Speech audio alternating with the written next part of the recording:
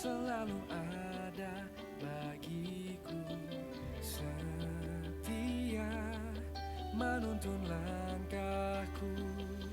Percayalah, Dia tak pernah berubah, walau semua langit bumi berlalu.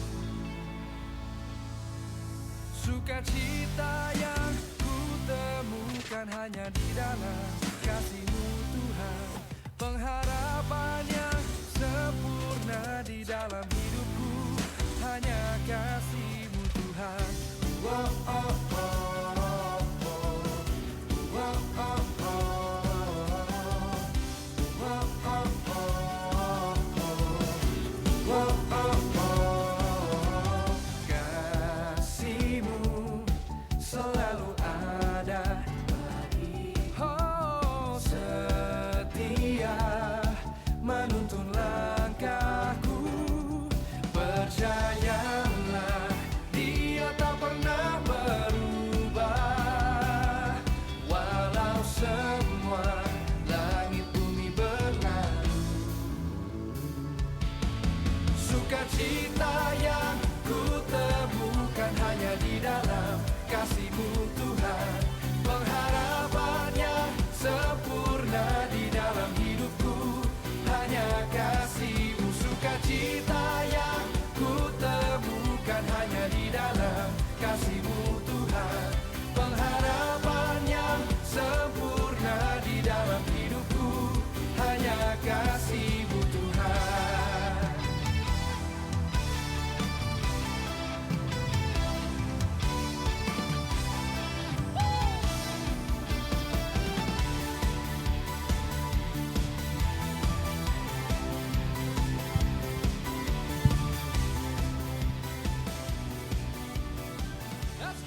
Shalom teman-teman sekalian.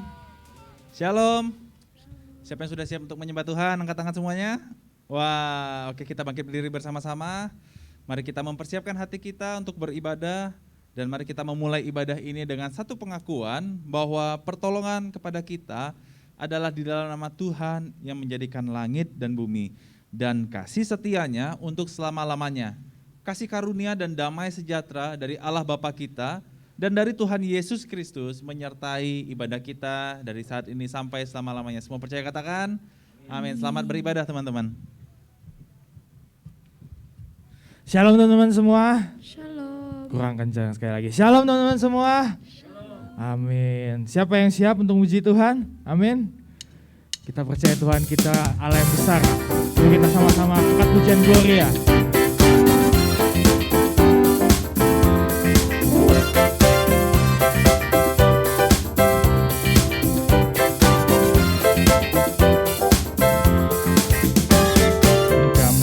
Datang bawa pujian bersama memuji-Mu Tuhan, satukan suara dan nyanyikan sorak kemenangan Gloria.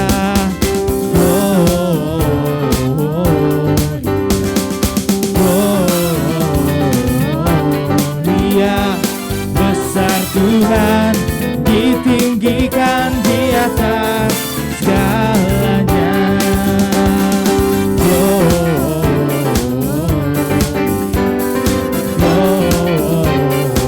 Gloria, besar Tuhan, ditinggikan, puji Dia. Gloria.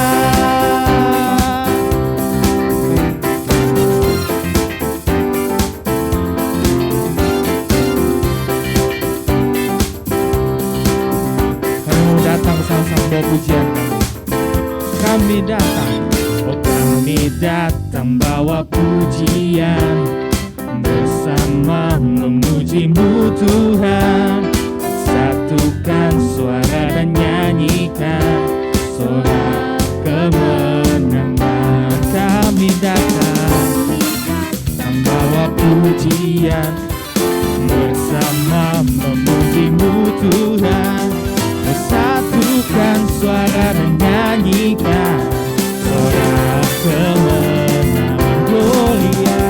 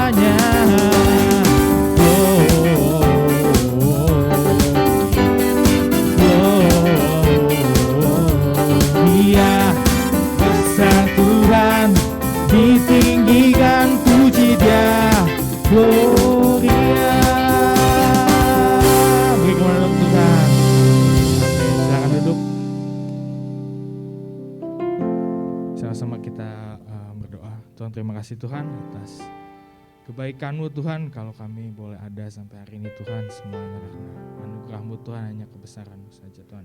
Hanya kemurahan hati-Mu, hanya belas kasihan-Mu saja Tuhan, kami boleh ada sampai hari ini.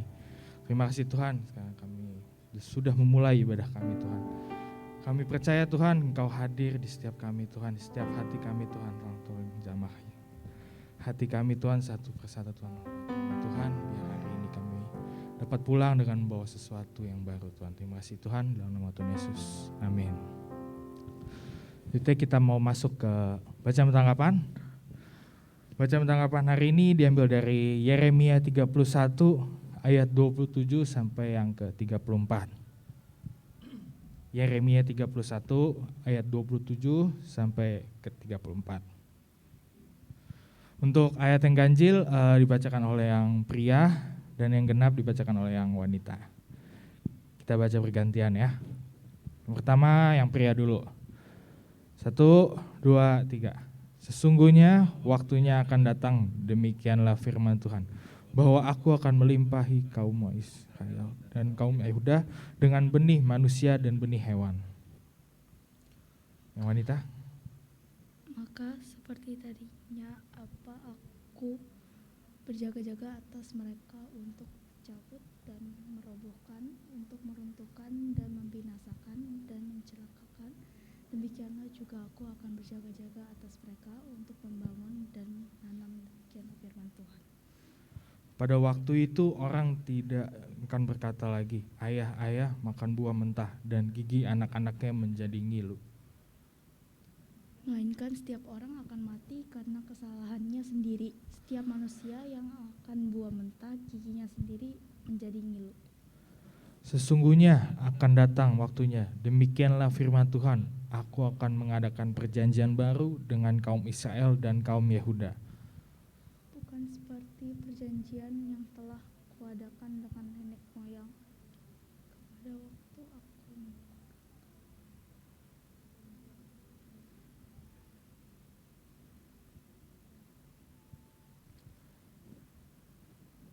Tetapi beginilah perjanjian yang kuadakan dengan kaum Israel sesudah waktu itu. Demikianlah firman Tuhan, aku akan menaruh Tauratku dalam batin mereka dan menuliskannya dalam hati mereka. Maka aku akan menjadi Allah mereka dan mereka akan menjadi umatku. Tidak usah lagi Orang mengajar sesamanya atau mengajar saudaranya dengan mengatakan, kenallah Tuhan. Sebab mereka semua besar kecil akan mengenal aku. Demikianlah firman Tuhan, sebab aku mengampuni kesalahan mereka dan tidak lagi mengingat dosa mereka. Amin. Untuk bacaan pada hari ini, sebelum kita mau masuk khotbah, kita mau angkat pujian tiada seperti ini. Kita mau menyembah Dia lagi sekali lagi.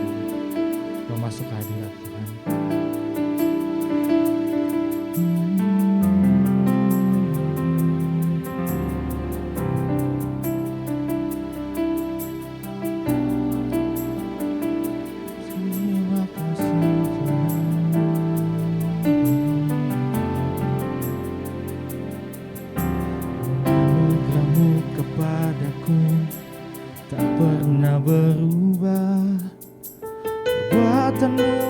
Terlukiskan di dalam hatiku, tercengangku dibuatmu, ku kagum padamu.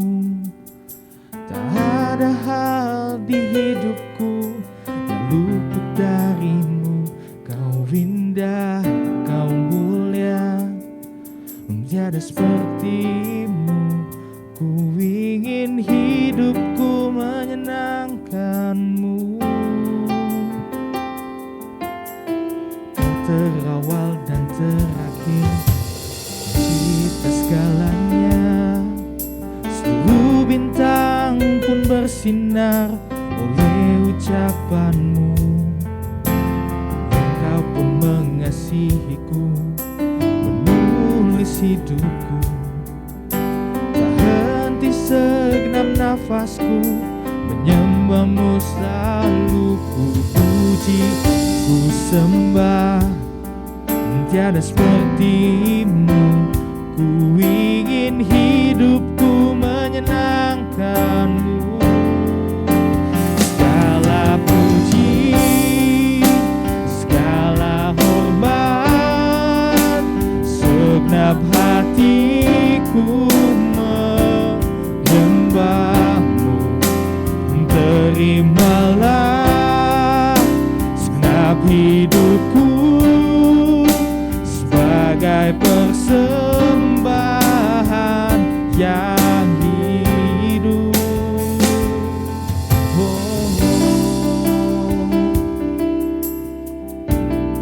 Terima kasih. Kau terawal dan terakhir. Terawal dan terakhir, pencipta segalanya.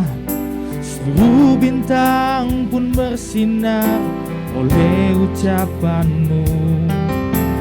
Engkau pun mengasihiku, menulis hidupku.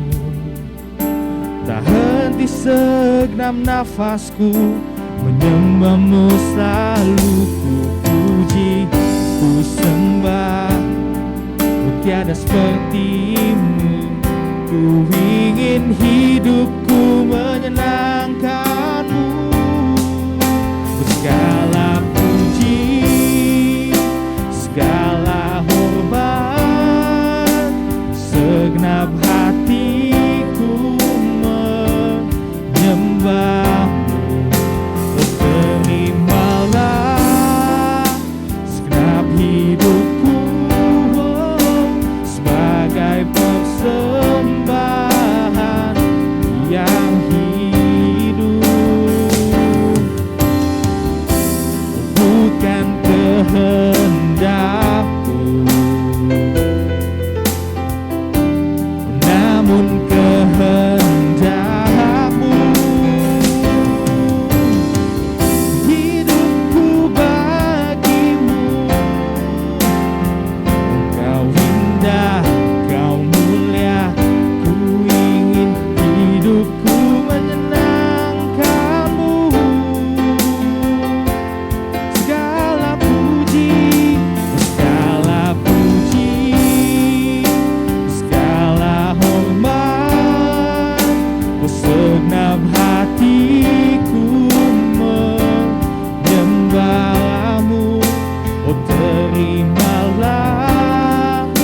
segenap hidupku sebagai persembahan yang hidup.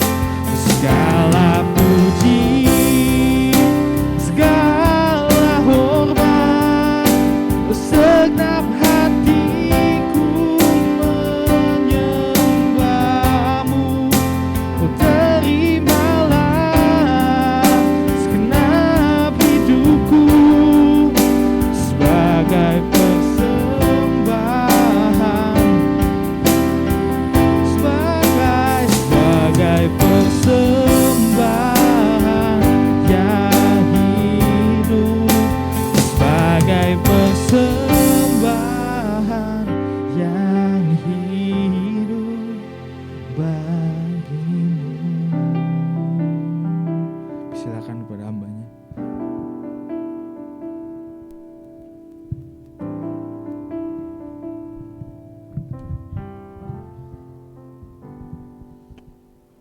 Baik, mari teman-teman sekalian kita membuka satu bagian firman Tuhan. Dari Efesus pasal yang kedua ayat 1 sampai yang ke-10. Efesus pasal 2 ayat 1 sampai yang ke-10.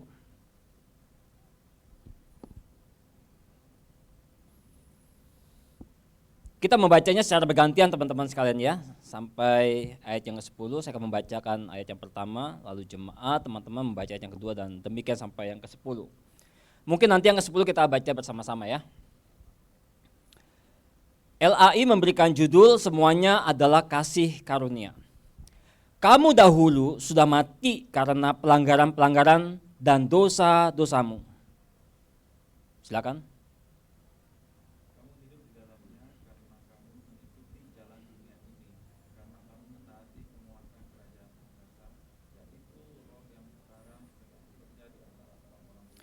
Sebenarnya dahulu kami semua juga terhitung di antara mereka ketika kami hidup di dalam hawa nafsu daging dan menuruti kehendak daging dan pikiran kami yang jahat.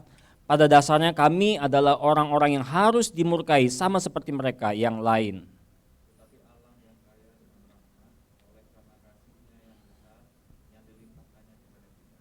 Telah menghidupkan kita bersama-sama dengan Kristus, sekalipun kita telah mati oleh kesalahan-kesalahan kita, oleh kasih karunia kamu diselamatkan.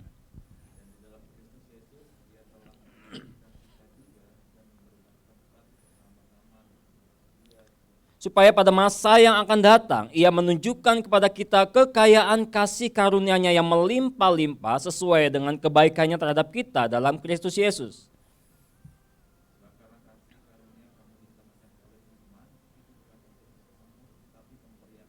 Itu bukan hasil pekerjaanmu, jangan ada orang yang memegangkan diri. Kita bersama-sama. Karena kita ini buatan Allah, diciptakan dalam Kristus Yesus untuk melakukan pekerjaan baik yang dipersiapkan Allah sebelumnya. Ia mau supaya kita hidup di dalamnya. Kita sama-sama berdoa.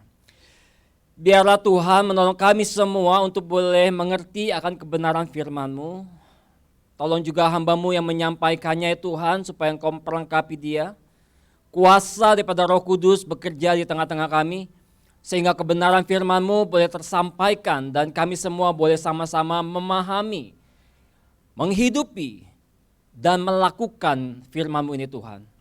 Supaya firman-Mu ini sekali lagi boleh meneguhkan kami sebagai orang-orang Kristen yang hidup, yang dipercayakan hidup di tengah-tengah dunia ini, untuk kami boleh tetap memiliki sebuah keberanian bersaksi tentang kebaikan Kristus.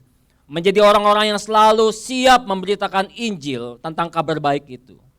Bahwa manusia berdosa memerlukan Kristus Yesus.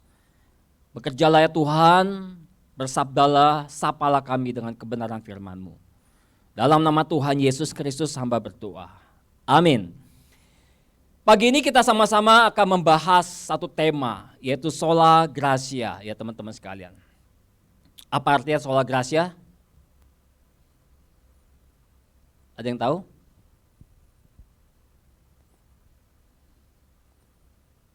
Kalau solasi itu tahu? Sola gratia apa artinya? Udah ada contekannya masih nggak dibaca juga, gimana sih ini? Ini apa ini? Hah? Ini jangan-jangan seperti dikatakan Alkitab nih. Kamu sudah mati. Mati. Ayo, apa ini? Baca sama-sama. Ada suaranya kan? Sama ya. 1, 2, 3. Apa artinya? Ya. Sola gratia itu berbicara tentang keselamatan itu hanya karena anugerah. Teman-teman, kita akan memasuki hari reformasi tanggal 31 Oktober nanti. Ya, memperingati tentang sebuah gerakan reformasi yang dicetuskan oleh seorang yang bernama Martin Luther. Mungkin Lause Ephraim sudah menjelaskan pada sebelumnya ya. Karena sudah membahas tentang sola fide sama sola scriptura ya. Sudah membahas tentang hanya karena iman, hanya oleh Alkitab saja. Ya. Ya teman-teman sekalian, penting sekali untuk kita bisa memahami bagian yang disampaikan oleh seorang Martin Luther tentang reformasi gereja. Sebuah perubahan radikal yang harusnya terus kita gemakan sebagai orang-orang Kristen pada zaman ini. Ya, bagaimana kita juga bisa menjadi orang-orang yang terus menyampaikan kebenaran Alkitab itu seperti apa. Kenapa kita masih terus menyampaikan kebenaran Alkitab? Kita mesti terus menyampaikan tentang kabar baik itu teman-teman sekalian. Kenapa? Karena kita masih hidup di dalam dunia yang berdosa. Teman-teman, kalau mungkin teman-teman memperhatikan atau melihat atau setidaknya mengamati tentang perkembangan yang terjadi sekarang ini ya teman-teman sekalian ya. Ini suatu keadaan yang seharusnya membuat kita mulai aware. Ada sebuah gerakan yang sedang mereduksi kebenaran. Ada sebuah gerakan yang sebetulnya sedang mencoba untuk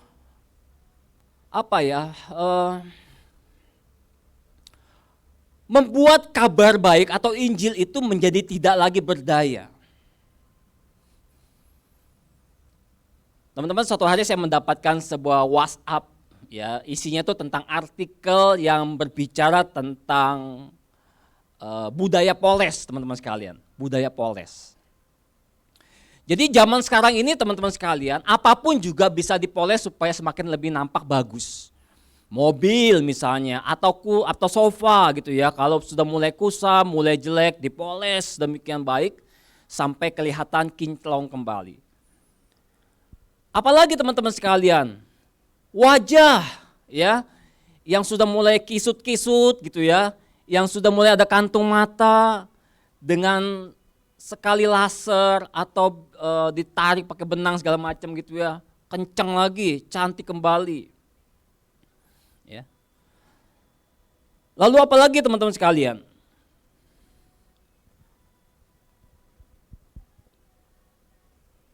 Sampai ke dalam sebuah masalah, yaitu bahasa yang dipoles supaya terdengar bagus. Ya, sekarang kita bisa melihat nih ya, misalnya penjara. Sekarang itu diganti apa teman-teman sekarang? Kalau penjara itu sekarang orang sebutnya apa? Kalau penjara sekarang orang menyebutnya itu apa?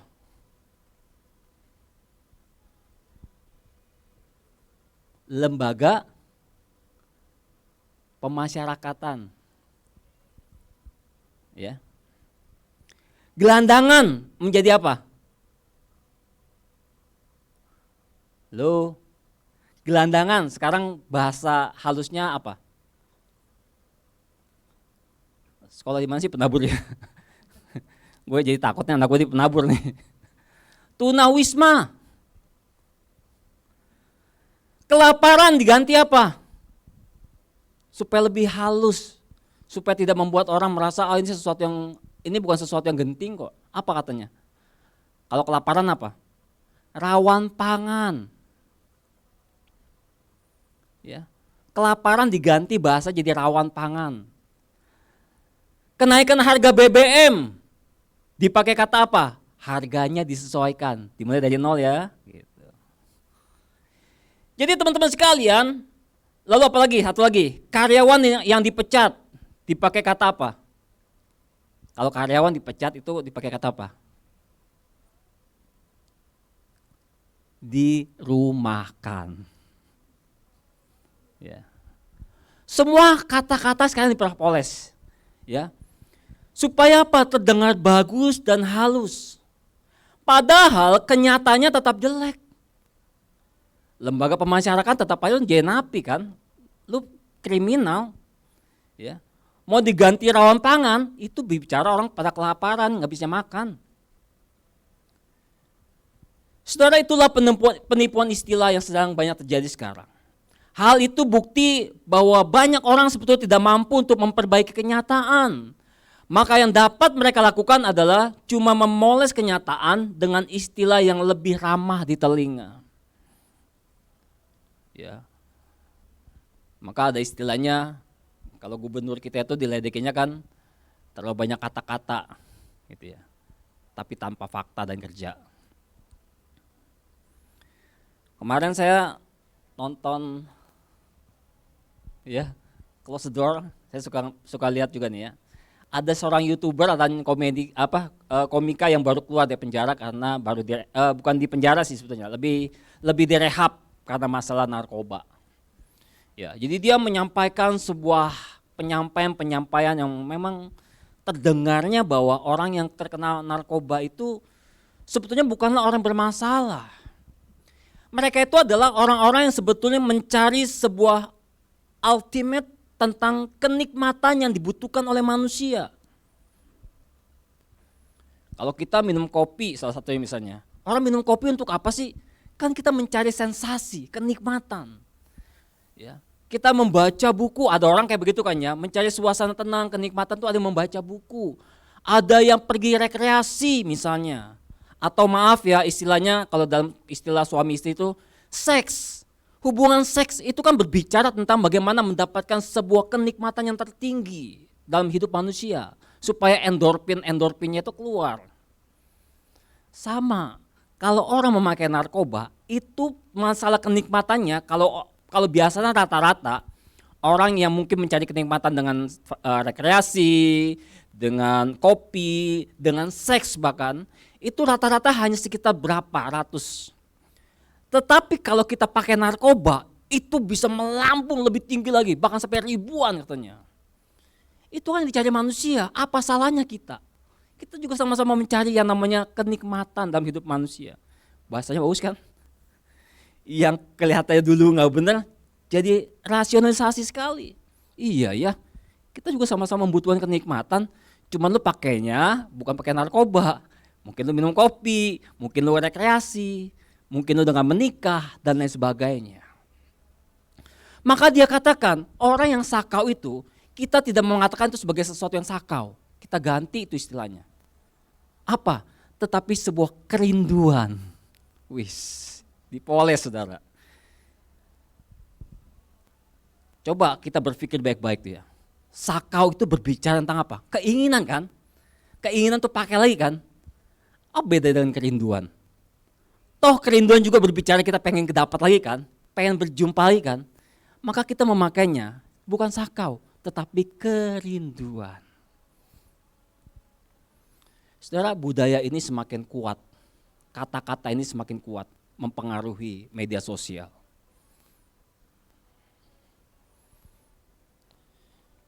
Saudara, kita sedang hidup di tengah zaman yang sedang mengagungkan kehebatan manusia. Semua penilaian yang negatif tentang manusia itu dihindari. Terlepas dari kebenaran atau kekeliruan dalam penilaian itu ya. Apakah memang Giselle itu termasuk orang yang mungkin ada yang bilang Giselle itu orangnya cerewet gitu ya. Tapi ada yang bilang enggak, Giselle itu pemalu. Kalau di gereja, kalau di sekolah iya. Gitu ya. Terlepas dari semua penilaian itu teman-teman sekalian. Tetapi banyak orang itu sedang menghindari hal yang negatif tentang manusia. Nah, semangat zaman seperti ini sedang membawa imbas di dalam berbagai bidang. Termasuk bidang penginjilan salah satunya. Di mana sebagian orang Kristen ini sudah mulai mengkompromikan berita Injil. Mengkompromikan berita Injil. Yaitu tentang diskusi tentang dosa dan neraka dihindari. Ya. Injil sebagai kabar baik dipahami sebagai kabar yang tidak menyentuh hal-hal buruk. Sudahlah, nggak usah ngomong-ngomong tentang sorga dan neraka. Semua agama baik adanya. Kita punya kelemahan masing-masing kok. Kita juga punya kebaikan masing-masing. Ngapain sih ngomong tentang neraka dan surga? Itu kan bukan hal yang harus kita pikirkan sekarang. Masih banyak hal lain yang mesti kita pikirkan. Ada orang kelaparan, ada orang butuh makan. Kita berbicara tentang kebutuhan sekolah. Gua ngurusin ulangan umum aja udah pusing pala gua. Ya kan? Ini ngomongin neraka dan sorga lagi, dosa lagi, aduh. Ini sedang terjadi teman-teman sekalian. Sudah, saya mau mengatakan teman-teman sekalian, ya.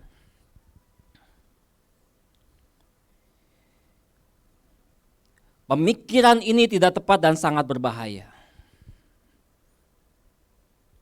Kalau kita berbicara bahwa Injil itu tidak relevan dengan kabar-kabar buruk. Injil tidak relevan dengan kehidupan kita saat ini. Ini pemikiran yang tidak tepat dan sangat berbahaya. Mengapa Injil disebut kabar baik? Mengapa Injil disebut kabar baik? Karena Injil menawarkan solusi bagi kabar buruk yang sedang menimpa manusia, yaitu dosa. Penghukuman Allah.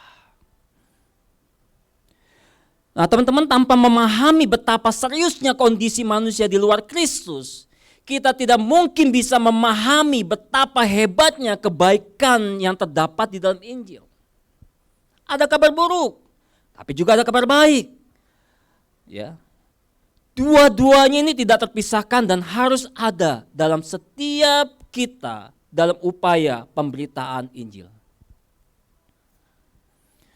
Maka kalau kita tidak pernah berpikir dengan serius tentang kabar baik itu, teman-teman sekalian, kita tidak pernah mungkin bisa berpikir untuk bagaimana menolong sesama kita yang sedang berada di dalam masalah serius. Karena kita sendiri pun mungkin adalah orang-orang yang tidak pernah serius memikirkan tentang Injil itu sendiri. Dan itulah yang dilakukan oleh Rasul Paulus. Dia melihat jemaat Efesus ini sedang berada dalam situasi yang tidak baik. Kenapa? Karena pada waktu itu ada segelintir orang-orang Kristen Yahudi yang masih kembali kepada kerinduannya, keinginannya untuk menawarkan sesuatu tambahan selain Injil, yaitu apa? Hukum Taurat. Mereka mengatakan bahwa Injil atau kematian Kristus tidak cukup untuk keselamatan kita. Kita perlu tambahan. Apa itu? Ya perbuatan-perbuatan baik kita. Kalau kita mengikuti hukum Taurat, maka kita bisa diselamatkan. Paulus mengatakan tidak. Cukup hanya di dalam Kristus Yesus.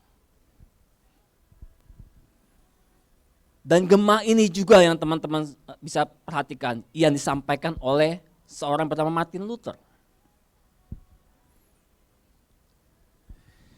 Martin Luther menyadari bahaya ini sedang menggerogoti gereja pada zamannya. Martin Luther dalam kesadarannya akan bahaya yang sedang menggerogoti gereja pada waktu itu, melakukan suatu gerakan radikal dengan tujuan apa? Mereformasi gereja dari ajaran yang melenceng kepada ajaran yang kembali kepada Alkitab. Pada beberapa minggu yang lalu sudah disampaikan, sola scriptura. Apa yang sedang terjadi pada waktu itu di tengah-tengah gereja? Pada waktu itu masih disebut gereja Roma Katolik. Karena pada waktu itu gereja itu mengajarkan hal yang sama seperti yang sedang terjadi di tengah-tengah jemaat Efesus. Yaitu bahwa manusia punya andil dalam hal apa? Keselamatan. Melalui perbuatan baik. Karena dengan usaha manusia untuk berbuat baik, maka amal baiknya itu diperhitungkan oleh Allah untuk kemudian memberikan keselamatan kepada manusia. Gereja Roma Katolik pada waktu itu mengajarkan bahwa manusia pantas menerima keselamatan karena perbuatan baik yang telah dilakukan. Jadi ada andil manusia pada waktu itu. Secara rasional, secara logik memang kita akan berpikir benar dong ya. Kalau kita melakukan sesuatu yang baik, pasti Allah akan memperhitungkan kebaikan kita itu. Dan itu bisa menjadi sebuah poin untuk kita bisa masuk surga juga. Tetapi berbahayanya adalah bahwa gereja dan juga apa yang terjadi di tengah-tengah jemaat Efesus pada waktu itu, ada andil manusia untuk keselamatan. Tuhan kurang berkuasa, mau dikatakan seperti itu. Dan celakanya teman-teman sekalian saya, Bapak Ibu tuh ya. Dan celakanya, apa yang sedang dilakukan gereja pada waktu itu juga.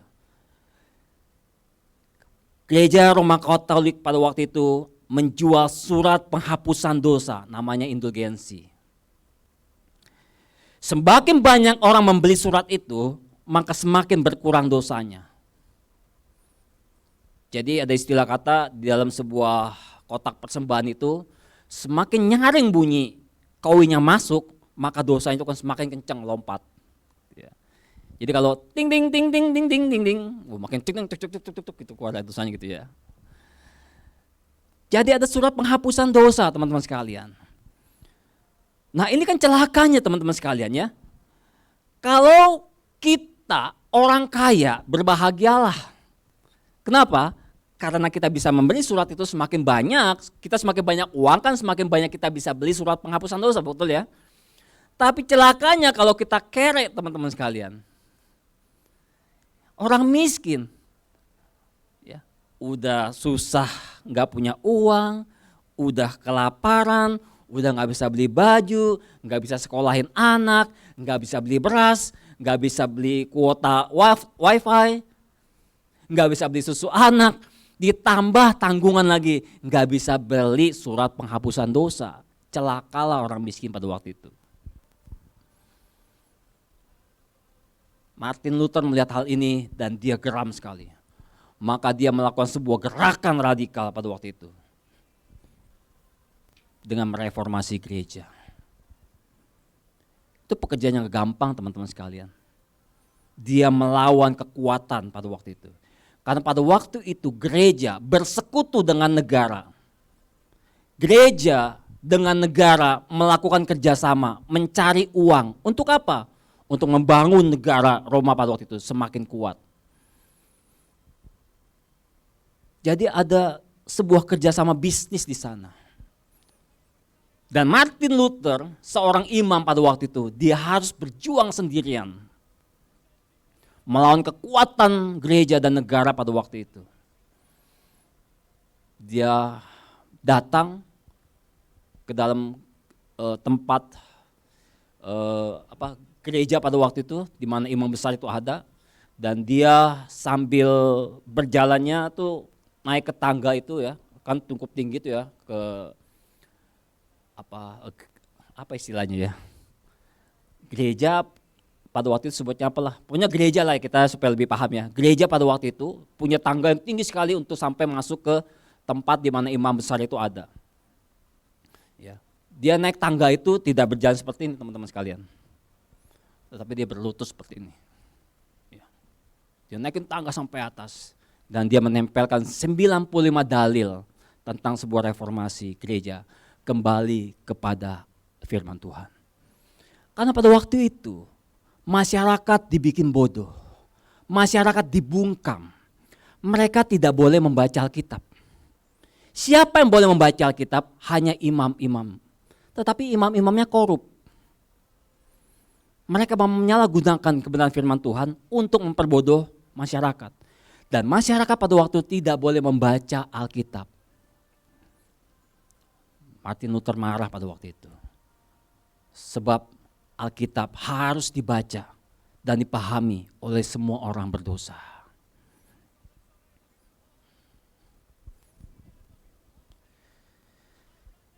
Kita menolak pandangan yang demikian, bahwa ada andil manusia di dalam keselamatan. Sebab Alkitab jelas memberitahukan bahwa keselamatan hanya karena anugerah Allah semata. Nah karena itu teman-teman sekalian, setiap kita, kalau kita meyakini, kalau saja kita mau mengakui atau mau mengatakan ya kekristenan itu mungkin agama, oke lah ya. Bila mau disebut sebagai suatu agama, maka kekristenan adalah agama yang paling berbeda dari agama yang lain. Apa perbedaannya itu? Apa perbedaan paling prinsip daripada agama Kristen dengan agama-agama yang lain? Yaitu dalam hal kita melihat bahwa keselamatan itu bukan campur tangan manusia, tetapi sekali lagi sungguh-sungguh adalah karena anugerah Allah. Kita menolak campur tangan atau andil manusia di dalam keselamatan. Keselamatan hanya oleh Allah itu sendiri. Agama lain mengajarkan keselamatan ada usaha manusia. Tetapi kekristenan mengatakan Allah lah yang mencari manusia. Keselamatan hanya dari Allah. Nah teman-teman sekalian, kalau kita membicarakan tentang anugerah keselamatan hanya anugerah Allah saja. Sebetulnya kita bisa menemukan nilai-nilai ini juga di dalam perjanjian lama. Bukan hanya di dalam perjanjian baru. Misalnya surat-surat Paulus. Tetapi di dalam perjanjian lama kita bisa menemukan itu teman-teman sekalian. Ya. Misalnya dalam kisah Adam dan Hawa, ya. Pada waktu Adam dan Hawa jatuh ke dalam dosa, apa yang terjadi? Apakah Adam dan Hawa mencari Allah? Aduh, gua jatuh dalam dosa nih. Allah di mana ya? Allah di mana ya? Apaan tuh? Apaan tuh? Gitu aja. Apa yang terjadi? Teman-teman, ketika Adam dan Hawa jatuh dalam dosa, apa yang terjadi? Ini yang lulusan sekolah minggu, mana yang lulusan sekolah minggu? Waktu Adam dan Hawa jatuh ke dalam dosa, apa yang terjadi? Apa yang diperbuat Adam dan Hawa?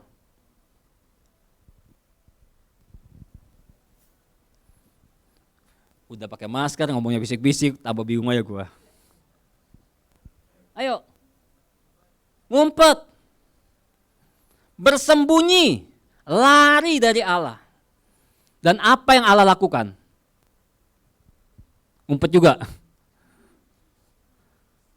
Mencari, Adam, di manakah engkau? Kondisi manusia berdosa, lari daripada Allah yang kudus. Tetapi Allah yang kudus itu datang mencari Adam dan Hawa. Adam, di manakah engkau? Dan kalau kita membaca selanjutnya, bagaimana Allah membuat sebuah janji bahwa keturunan daripada iblis itu akan apa? Mematuk. Tapi keturunan Adam itu akan diselamatkan. Itu janji Allah, teman-teman sekalian. Ketika jatuh dalam dosa, manusia justru bersembunyi, tetapi Allah lah yang berinisiatif datang mencari manusia. Kita juga bisa menemukan bahwa sola gratia terdapat juga dalam kisah Kain dan Habel. Ketika kematian Habel yang dibunuh oleh Kain, maka Kain menghadapi sebuah tuntutan pertanggungjawaban dari Allah sekaligus perlindungan. Coba kita membaca di dalam Kejadian pasal 4 ayat yang 10 sampai 15 ya, saya akan membacakannya. Firman-Nya, apakah yang telah kau perbuat ini? Darah adikmu itu berteriak kepadaku dari tanah. Ini bahasa hiperbol ya. Bukan sesuatu yang bersifat benar-benar darah berbicara, bukannya. Tapi ini berbicara tentang pertanggungjawaban. Bahwa ketika Kain membunuh adiknya, maka yang terjadi adalah Kain sedang bersinggungan dengan pengadilan Allah itu sendiri. Maka sekarang terkutuklah engkau, terbuang jauh dari tanah yang mengangakkan mulutnya untuk menerima darah adikmu itu dari tanganmu. Apabila engkau mengusahakan tanah itu, maka tanah itu tidak akan memberikan hasil sepenuhnya lagi kepadamu. Engkau menjadi seorang pelarian dan pengembara di bumi. Kata Kain kepada Tuhan, hukumanku itu lebih besar daripada yang dapat kutanggung. Engkau menghalau aku sekarang dari tanah ini, dan aku akan tersembunyi dari hadapanmu, seorang pelarian dan pengembara di bumi. Maka barang siapa yang akan bertemu dengan aku, tentulah akan membunuh aku. Kain ketakutan. Tetapi apa yang dijawab oleh Allah itu sendiri? Firman Tuhan kepadanya, sekali-kali tidak. Barang siapa yang membunuh Kain akan dibalaskan kepadanya 7 kali lipat. Kemudian Tuhan menaruh tanda pada Kain, supaya jangan dibunuh oleh barang siapapun yang bertemu dengan dia. Sola gratia. Ada anugerah Allah di sana. Lalu kita melihat lagi dari kisah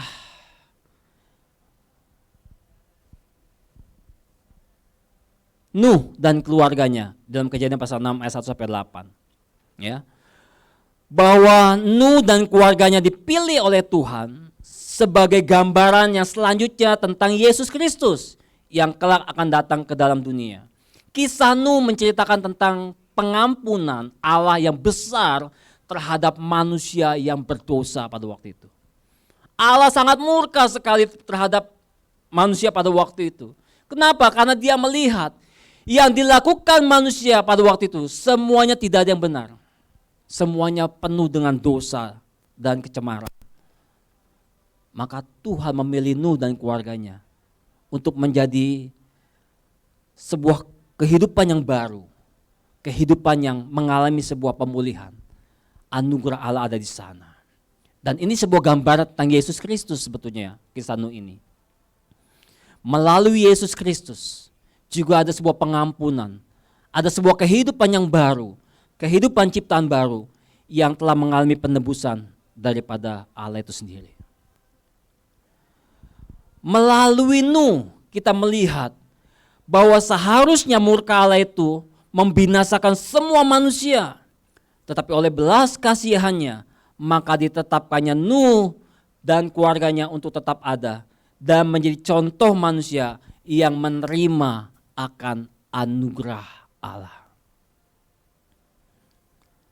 Lalu kisah Abraham dan Sarai, ya, di mana kita bisa melihat dalam kisah Abraham, di mana janji yang diberikan kepada Abraham, tanah, banyak keturunan dan berkat, ya, di dalam Kejadian 12 pasal 2, Kejadian 12 ayat 2, 3 dan 7.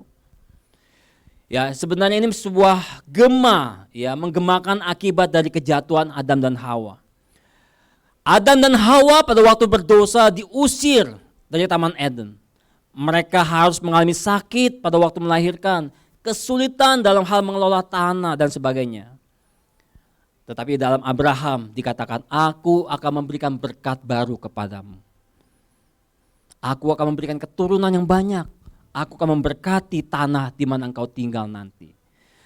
Perbandingan yang paralel ini menunjukkan bahwa Allah akan memulai rencananya untuk membalikan akibat dari kejatuhan manusia ke dalam dosa melalui Abraham dan istrinya, supaya setiap orang menerima sebuah berkat daripada Allah. Sola Gracia ada di sana. Jadi Alkitab banyak berbicara bahwa keselamatan hanya karena anugerah, tidak pernah ada andil manusia. Lalu pertanyaannya, apakah manusia tidak memiliki kebaikan sama sekali? Ada gak?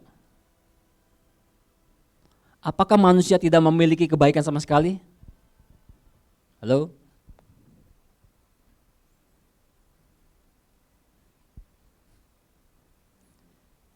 Apakah manusia tidak memiliki kebaikan sama sekali?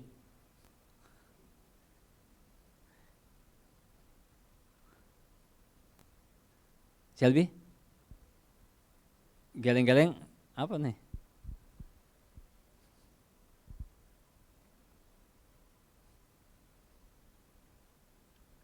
Apakah manusia tidak pernah punya kebaikan sama sekali? Kalau keselamatan itu hanya anugerah Allah semata dan tidak pernah ada andil manusia sekalipun dia berbuat baik, maka pertanyaannya, apakah manusia tidak memiliki kebaikan sama sekali?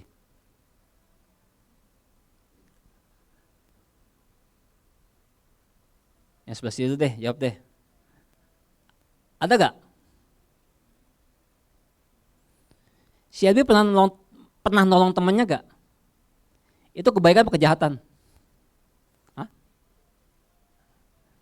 Sebelah siapa namanya? Iya? Iya. Siapa? Nadine Chandrawasa apa? Nadine pernah membantu mama. Itu perbuatan baik apa jahat? Baik, ya.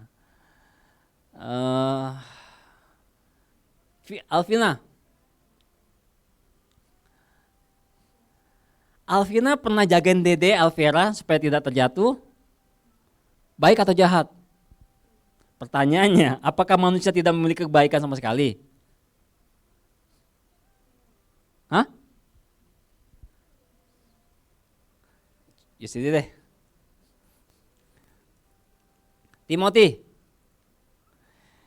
Timothy pernah berbuat baik apa?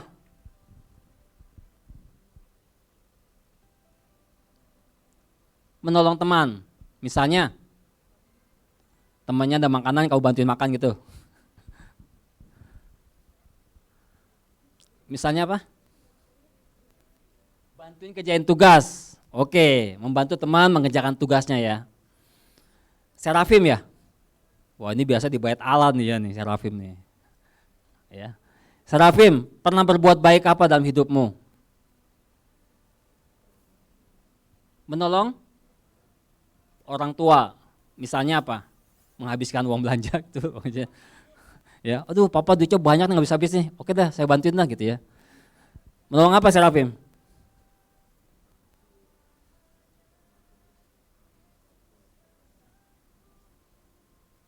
Oh, membantu papa ya misalnya ya, atau mama ya, mengerjakan sesuatu yang mungkin tidak bisa dipegang nih, lagi sibuk, terus kamu bantuin gitu ya, membersihkan rumah mungkin ya, atau toko ya, kamu tinggal di toko kan, oke.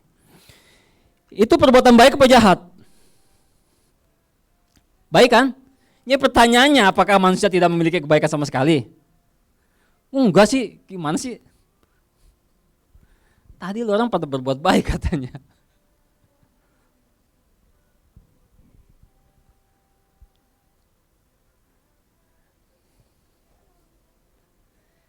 Kita mungkin bertanya nih, apakah manusia itu benar-benar tidak memiliki kebaikan dalam hidupnya?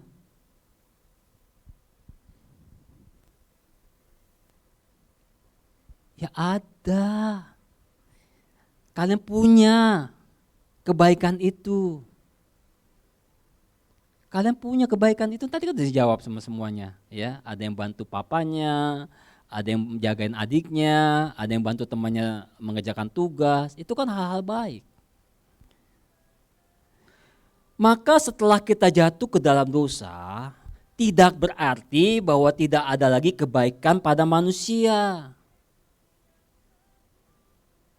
Ya.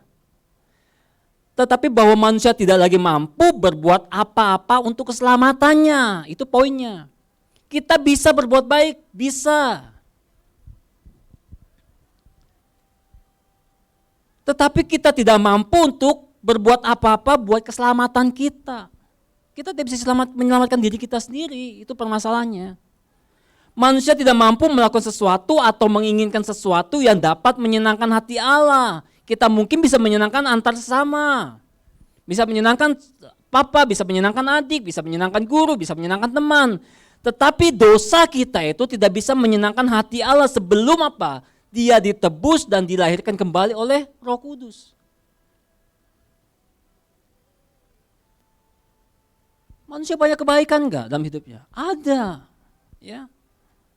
Ada orang yang bisa membantu saudaranya atau temannya atau siapapun juga yang mungkin tidak bisa berjalan, ya, memberikan sandal kepada orang miskin, membantu di dalam hal musibah bencana alam, menolong seekor hewan, punya nilai kebaikan itu. Membantu orang-orang yang disabilitas, punya kebaikan itu. Tetapi kebaikan-kebaikan kita di dalam Efesus dan juga perjuangan Martin Luther mengatakan tidak bisa menyelamatkan kita dari dosa. Itu masalahnya.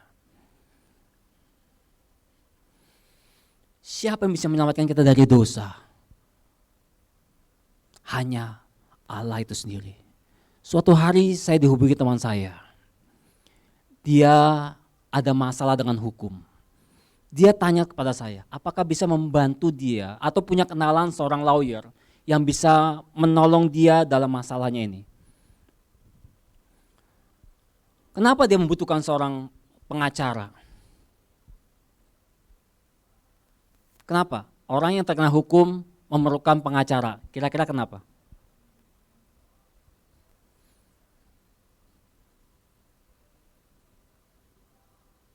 Siapa yang ngomong tuh? Brian ya? Kenapa bro?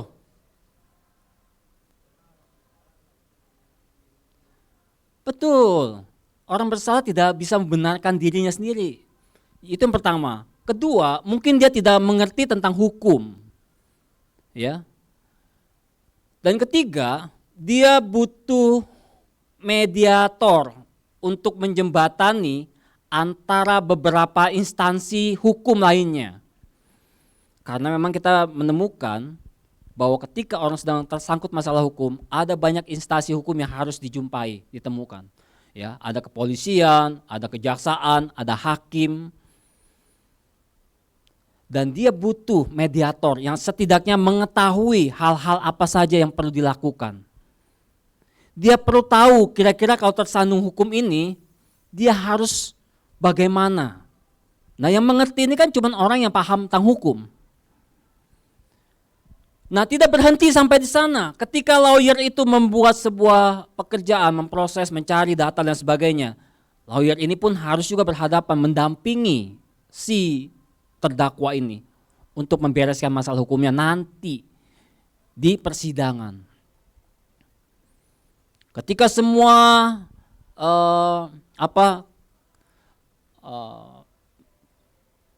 masalah-masalah hukumnya, pasal-pasalnya dan lain sebagainya setelah ditinjau, ditimbang dan sebagainya, maka akhirnya harus diputuskan. Oke, kamu bebas, atau oke, kamu masuk penjara. Sama seperti kita, teman-teman sekalian. Kita sedang bermasalah dengan Allah itu sendiri. Dalam soal apa? Dosa. Siapa yang bisa menolong kita dari dosa? Manusia? Nggak mungkin. Kita semua orang berdosa kok. Bagaimana orang berdosa bisa menyelamatkan orang berdosa? Istilah kata, bagaimana orang buta menuntun orang buta? Yang ada nyemplung bareng-bareng. Kita memerlukan mediator. Kristus turun. Masalah dosa, masalah serius dalam hidup manusia dan di hadapan Allah. Manusia sebaik apapun tidak bisa menyelamatkan dirinya. Kristus pada waktu dia mati karena pelanggaran dosa-dosa kita, dia memberikan kepada kita jalan itu. Kondisi manusia yang sudah jatuh dalam dosa itu di dalam sebuah keadaan yang serius, kata Paulus. Paulus menjelaskan bahwa ketika seseorang hidup di dalam hawa nafsu daging, dia itu sebenarnya sedang mengikuti kehendak dan pikiran kedagingannya.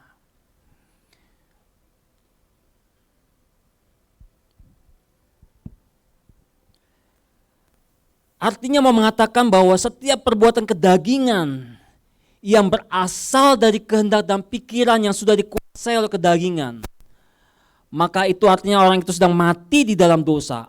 Mereka adalah orang-orang yang aktif di dalam dosa dan pasif di dalam kebenaran.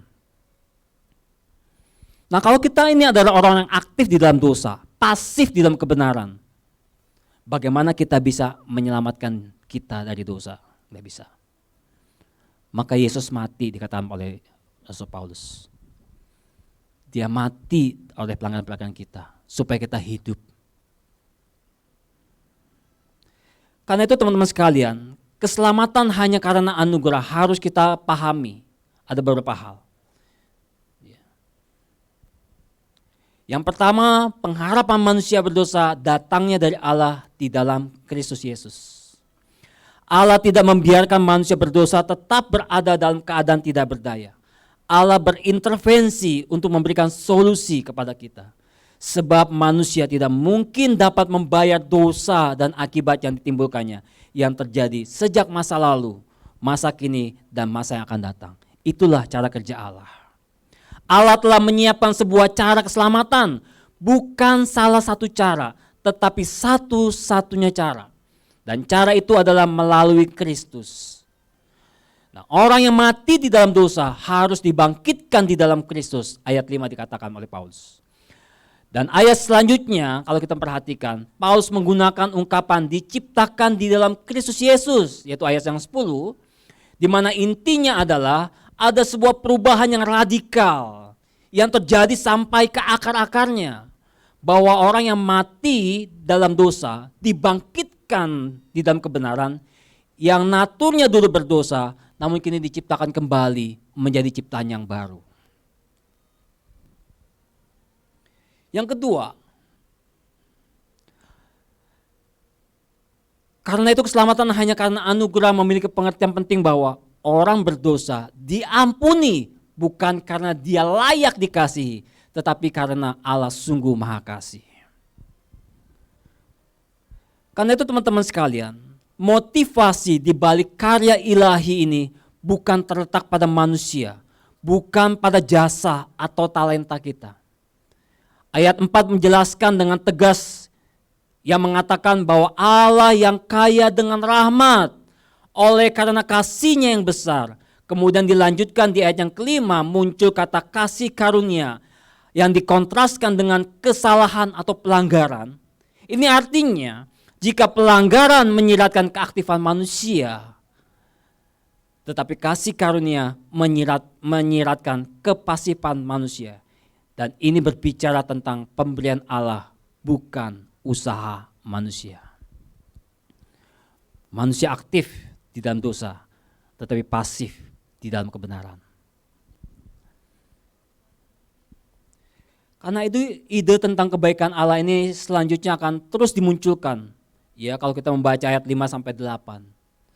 Kasih, karunia dan kebaikan bukan sekedar disebutkan berulang kali, tetapi juga oleh Paulus dikatakan, ya kalau kita membaca di dalam ayat sampai 8 itu sebuah keterangan tentang jumlahnya yang dilimpahkan, kekayaan dan melimpah-limpah.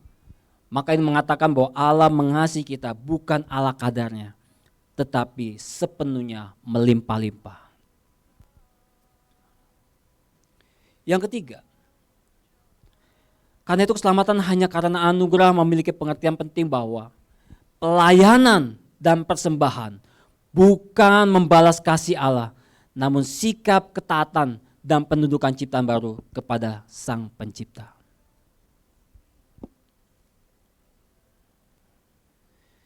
Setiap kita yang menerima Yesus Kristus, yang mengakui Dia sebagai ciptaan yang telah ditebus, memberikan sikap hormat dan takut kepada Sang Pencipta. Dengan apa? Melayani Dia. Kita dikembalikan kepada kemampuan dan fungsinya untuk terlibat, berpartisipasi. Ini yang dicatat di dalam flyer oleh Brian ya, berpartisipasi.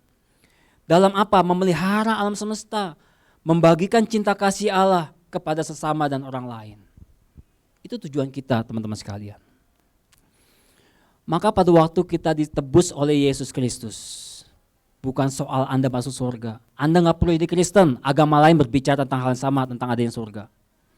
Tetapi apa pentingnya kita menjadi orang Kristen, percaya kepada Yesus, supaya kita dikembalikan kepada fungsi semulanya. Kalau dikatakan di dalam ayat yang terakhir tadi ya, karena kita ini buatan Allah diciptakan dalam Kristus Yesus untuk melakukan pekerjaan baik yang dipersiapkan Allah sebelumnya, Ia mau supaya kita hidup di dalamnya. Apa maksudnya? Kalau kita melihat kembali dalam Kejadian pasal 1 pada waktu Adam diciptakan. Allah telah memberikan sebuah tugas kepada Adam untuk apa? Beranak cuculah, penuhilah bumi, berkaryalah. Untuk melakukan sesuatu perbuatan yang baik. Tetapi semua itu menjadi rusak ketika Adam dan Hawa jatuh ke dalam dosa. Maka pada waktu kita diselamatkan, ditebus oleh Kristus Yesus, maka kita dipanggil kembali untuk berbagian di dalam rencana Allah ini dalam dunia. Maka itu penting teman-teman sekalian, kenapa mesti cari pasangan yang sepadan? Mengapa mesti cari pasangan yang sepadan? Mengapa kita perlu sama-sama hidup di dalam Kristus? Supaya kita bisa berbagian di dalam rencana Allah selanjutnya. Itulah panggilan kita teman-teman sekalian. Ya. Yang keempat, karena itu keselamatan hanya karena anugerah memiliki pengertian penting bahwa Allah tidak bisa dikendalikan oleh manusia. Tetapi Dia adalah Sang Pengendali semua kehidupan dan semesta ini. Banyak orang tanpa sadar berusaha untuk mengendalikan Tuhan, baik dalam hal kegiatan keagamaan maupun dalam hal kebutuhan keseharian, termasuk banyak orang Kristen. Banyak orang Kristen berusaha untuk mengendalikan Tuhan. Kenapa? Teman-teman mungkin pernah mendengar ada pendeta-pendeta atau orang Kristen yang berpikir, ketika mereka telah ditebus oleh Kristus Yesus, ya, maka mereka merasa Tuhan itu baik, Tuhan yang baik itu akan memenuhi semua keinginan hatinya. Dengan apa? Dengan dalil asal beriman. Jadi mereka berpikir kalau Tuhan saja mau mati di salib bagi dosa kita, masakah Dia tidak akan memenuhi semua kebutuhan-kebutuhan kita anak-anaknya ini. Minta sama Tuhan dengan iman, kesembuhan, kesehatan, kekayaan dan lain sebagainya. Minta sama Tuhan, Dia Maha Kasih. Kurang ajar ya. Sudah ditebus, diselamatkan, sekarang kita berubah untuk mau mengendalikan Tuhan dengan alasan dia itu adalah Tuhan yang Maha Kasih dengan iman. Kemarin sudah dijelaskan apa artinya iman kan? Tapi sekarang banyak orang memakai istilah dengan iman untuk memanipulasi Tuhan. Merongrong Tuhan. Seakan-akan iman itu adalah sebuah legasi buat mereka bisa menuntut Tuhan itu memenuhi kebutuhan-kebutuhan mereka. Kurang ajar sekali teman-teman sekalian. Tuhan berusaha dikendalikan oleh mereka. Padahal iman pun adalah pemberian supaya kita bisa mengenal Dia. Tetapi dipakai untuk memperalat atau merongrong Tuhan. Kita mesti hati-hati teman-teman sekalian. Kalau kita tidak serius melihat tentang perkembangan gereja, kehidupan orang-orang pada saat ini, maka kita akan menjadi orang-orang yang gampang diombang-ambingkan oleh berbagai ajaran yang menyesatkan. Martin Luther melihat itu pada zamannya dan dia mereformasi gereja.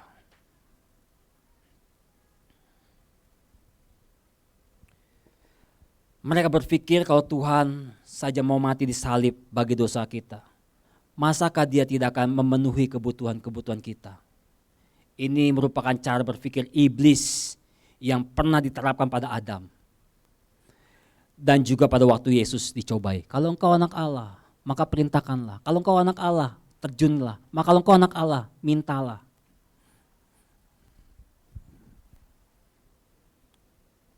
Penutup teman-teman sekalian. Ini adalah sebuah kalimat yang membangkitkan setiap kita. Yang ngantuk disegarkan, yang lemah dikuatkan dengan kata penutup. Sola Gracia bukanlah ide yang pada mulanya berasal dari Martin Luther.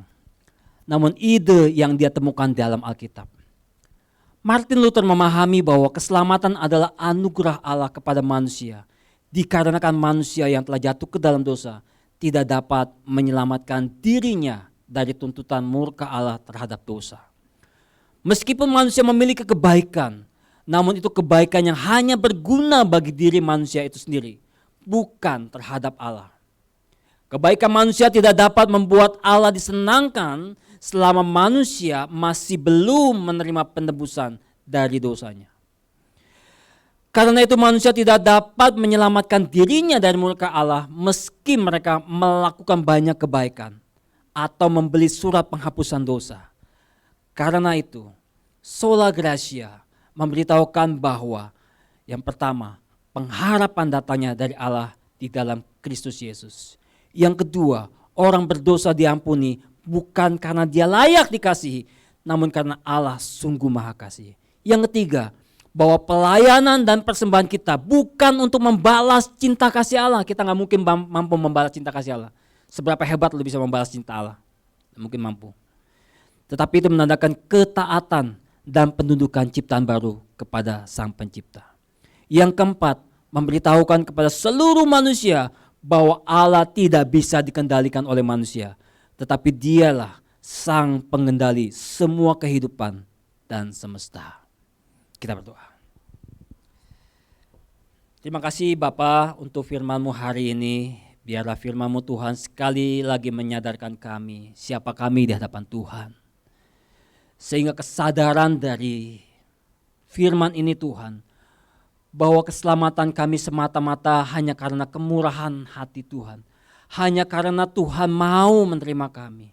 Hanya karena Allah beranugerah bagi kami.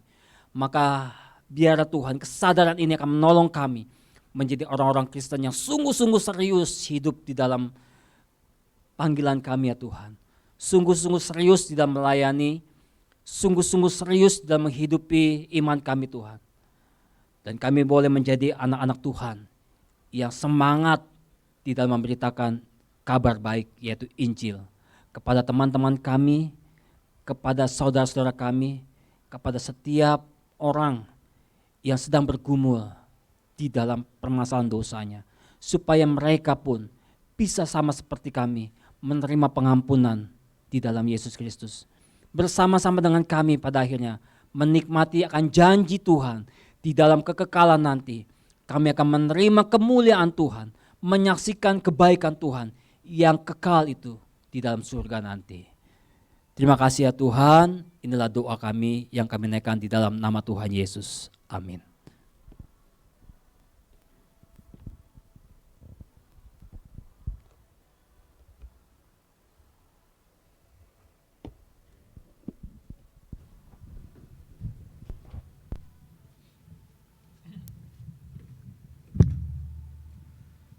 Ya, thank you Sutono untuk pemberitaan firman-Nya yang sangat memberkati kita ya.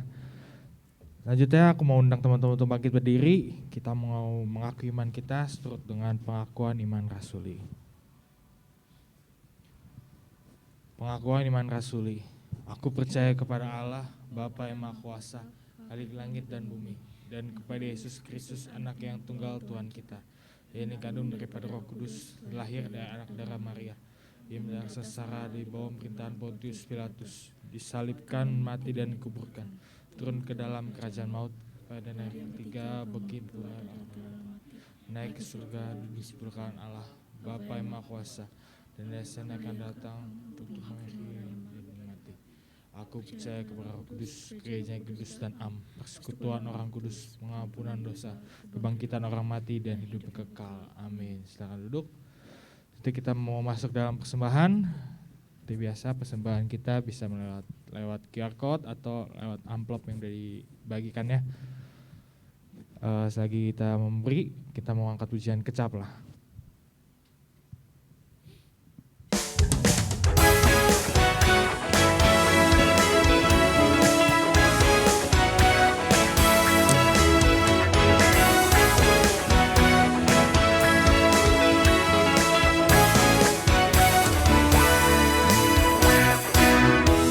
Kecaplah dan lihatlah betapa baiknya Tuhan itu. Rasakan dan nikmati kasih setia Tuhan. Kecaplah dan lihatlah betapa baiknya Tuhan itu. Rasakan dan nikmati kasih. Silakan boleh untuk amplop persembahan. Kasih setia Tuhan, syukur bagimu Tuhan, segala hormat bagimu Tuhan, Allah yang mengasihiku, Allah yang memeliharaku. Syukur bagimu Tuhan, segala hormat bagimu Tuhan, Allah yang mengasihiku, Allah yang memeliharaku selamanya, selamanya, selamanya. Terima kasih Tuhan atas berkat yang telah Engkau berikan bagi setiap kami Tuhan. Kami sudah memberikan sedikit dari apa yang kami punya Tuhan, biarlah yang kami berikan ini dapat dipakai untuk memperluas kerajaan-Mu saja Tuhan. Terima kasih Tuhan, dalam Tuhan Yesus, amin. Oke, selanjutnya warta yang dibawakan oleh Brian.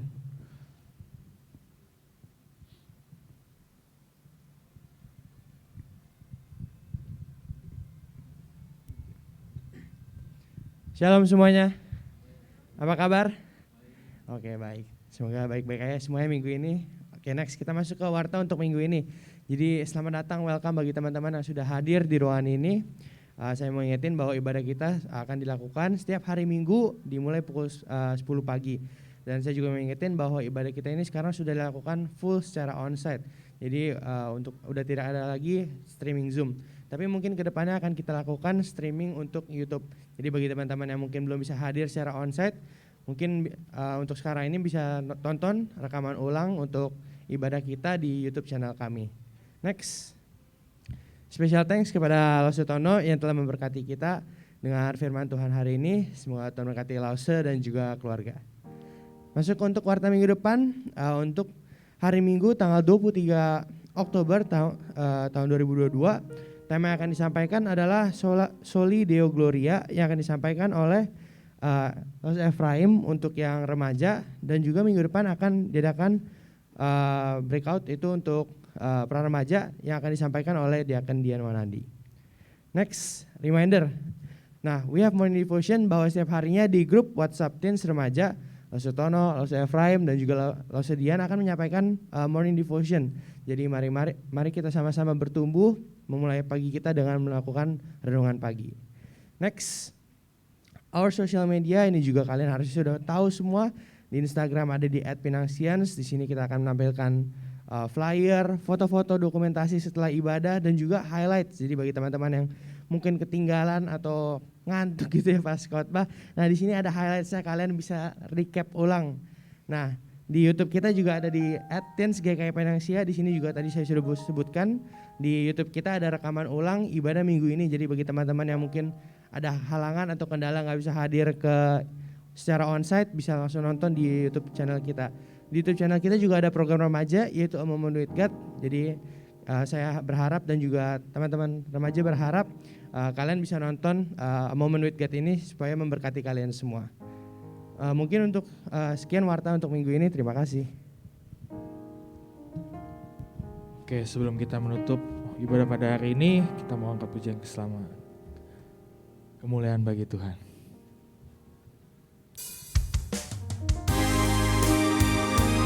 Nanti minta langsung untuk doa berkatnya.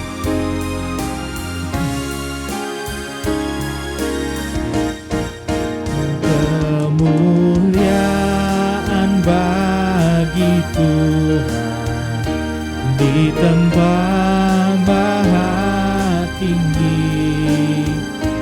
Kau Raja diagungkan dan dipuji.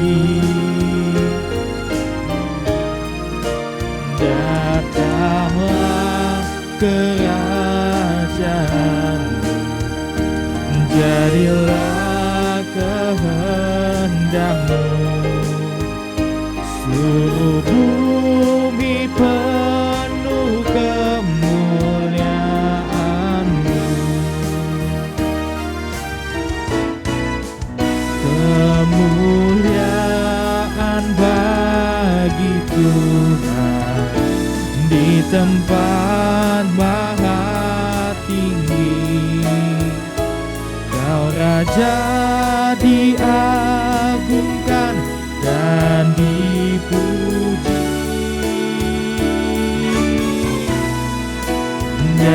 Datanglah kerajaan-Mu, jadilah kehendak-Mu, seluruh bumi penuh kemuliaan-Mu, seluruh bumi penuh kemuliaan-Mu,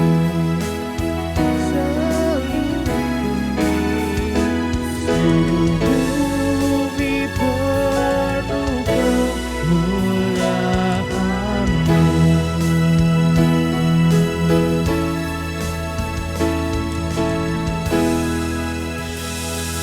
Semoga setiap kita boleh sama-sama bangkit diri, kita akan menerima berkat Tuhan dan kita akan pulang ke rumah kita masing-masing.